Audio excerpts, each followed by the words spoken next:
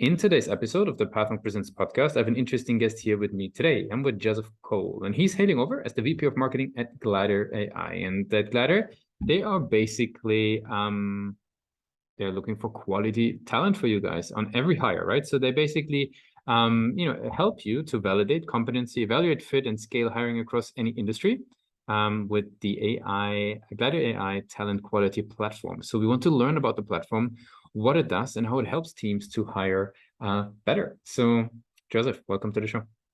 Thank you very much, and a very nice overview of Glider. Thank you. Of course, I mean, your website was a help in that for sure. So, so I appreciate you joining us. Maybe give us a quick overview. What is Glider AI all about in your own words? Yeah, like you said, we're a talent quality platform.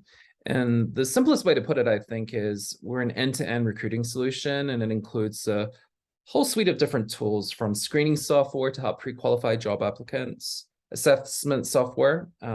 So that could be job tests for technical and non-technical roles.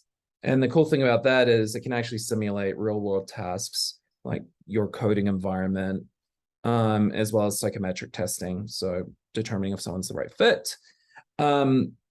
Also, we have interview software within the platform, and that includes interactive coding interviews, so you can collaborate on a coding challenge together, pre-recorded interviews, so you can meet anyone on any time zone.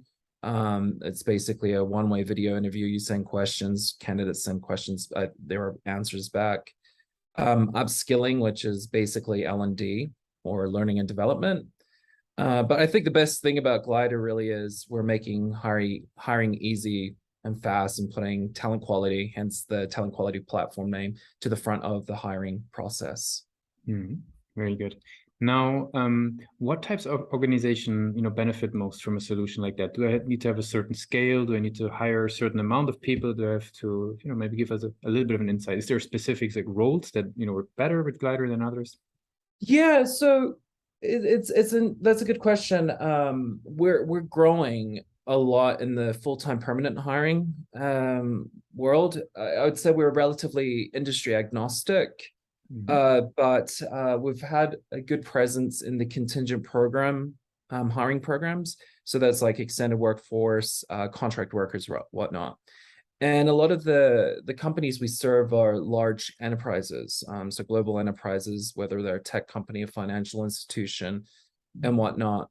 And really, the problem we're solving for them is, does this person have the skill for the job? And two, do they want the job or the desire to have that job? And are they the right fit? And it could be a technical role, it could be a non-technical role. So hopefully that answers the question. Now, who within those organizations would typically say, Glider is something for us? Is that typically the head of HR, or does it come from do people that were hired bring it into the organization because they had a good experience? Like, who's typically, raising the hand and being the champion for Glider? Yeah, we do have a lot of referrals because they do love the promise of talent quality. It's a big issue that the Office of HR and Talent Acquisition is always seeking, right? So I think that answers the who at the organization. So a lot of it is HR, talent acquisition teams, but at the same time, it's the hiring manager or the hiring teams. And so the hiring team is looking for these roles that are really hard to fill. They're also in very high demand, so there's a lot of competition. A lot of them might be technical, right? There's a huge demand for technical talent. So a lot of these people are CIOs of these big organizations, and they might even work with a staffing firm, and so we'll help the staffing firm or recruiting agency in verifying that this person has the right skill set to do the job. Very good. Now, how do you think about sort of people getting to know Glider? You're driving marketing. Like, what's sort of the client acquisition channels that you're excited about for the company?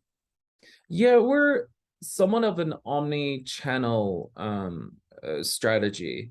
So we, like I said earlier, we're relatively new in the permanent, well, we're growing in the permanent full-time hiring market. There are a lot of players out there. And so a lot of that is based on awareness. And They're right now we're having a heavy investment in SEO, so creating the right content, answering the right questions for the problems they're trying to solve, and supplying them with value focused content. So for example, what are the right interview questions to hire XYZ role? How do you what are the right skill tests or competencies that this person needs to have the skill to do this role? So a lot of it is that value exchange from an inbound standpoint, and then from the awareness standpoint, we're investing a lot in PR. And again, really the promise behind that is making sure that the content we're delivering to our end customer is that it's something of value and there's utility there, or some insights that help them do a better job, or help them get the tools that they need by giving them the data points that they need to get investment from their manager. And the last I'd say would be a combination of events, because who your you've got a captive audience, that they're there for a reason, and sales motions. Very cool. Now, you guys have a clean website, in my Awesome. opinion. Thank you. So now, how do you think about the page? Like, what role does it play for you guys in client acquisition? So I think the key there is making sure that the communication is clear. Oftentimes as a marketer, and I think it's not always the marketers who are the drivers in this, but making sure that the content isn't too creative, rather it's like clear in terms of like, this is what we do and this is how we help. So I think that's always the key, is making sure there's absolute clarity about what is the solution that you provide. You can always have a catchy, fun headline that might grab someone's attention, but I think it also depends on the stage you're at as a business. Makes sense. Now, obviously, the marketers we talk to, they always want to sort of improve and better what's happening on the page. How do you think about that? Is there any sort of like, strength that you see for the website versus where do you see room for further improvement? I'm always looking at room for improvement, and I have my boss and the sales team, of course, saying like, why don't you say this and why don't you do that? So the key is really to look at the data, right? And what is the data saying in terms of what is driving conversion? And that essentially eliminates all levels of subjectivity to an extent, right? Because I think with marketing, there is always a balance of creativity with data or the science. And making sure that you have the creativity or innovation to be able to deliver a message that, one, makes sense. That's the biggest thing. But two, is somewhat different. And I think the key with data is not looking at data in a vacuum. Otherwise, you can't connect the dots behind what is the customer journey and how do you really engage with your customer. So I'm always looking at things from, how do I drive conversion? The challenge I always come into, we're relatively small as a company, we're about 100 or so people, is where do you allocate budget and time and resource to drive what the shared goal is, which is customers and new customers, and being able to then prioritize, where do we put this investment, whether it's an inbound optimization or a website optimization, or I don't know, a sales process optimization. Makes a lot of sense. That makes a lot of sense, actually. Now, you mentioned conversions there. What have you learned over the years? Many tools, approaches, methods that help in driving more conversions from the traffic. Anything that you've picked up over the years that was helpful to you?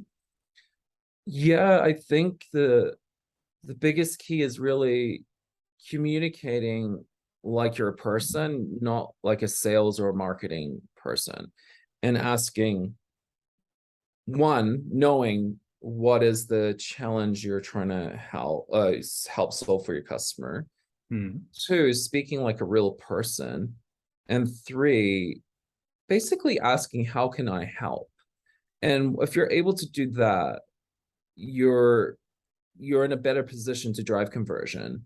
It's really like what I always go back to is the best thing in marketing a marketer can do is really start with the why and understand the who. That makes a lot of sense. I think it's probably actually a very great key learning that people can take away out of this episode, that's for sure. What I would love to do is, because we talked about Glider, we talked about growth and marketing a bit, I would love to get to know you a little bit better. I'd have some rapid fire questions to wrap it up for today's interview. Are you ready for those? Let's go. Hopefully I can answer them. What's the last book that you read? Oh gosh, this is... Or the last podcast you listened to, for that matter. Both is possible. Oh, yeah, okay, there you go. I'm a fan of NPR, and I'm always listening to Guy Raz. I think it's called How I Built This. And I love listening to how different entrepreneurs started their business, the challenges they went through, and the unique strategies that they used to grow their business. What's one single thing that your company is focused on the most at the moment? I think it's about understanding our customer and really understanding how do we help the customer. From a tactical standpoint, what we've seen a lot of right now is a huge increase in candidate fraud, hiring fraud, and helping customers combat that.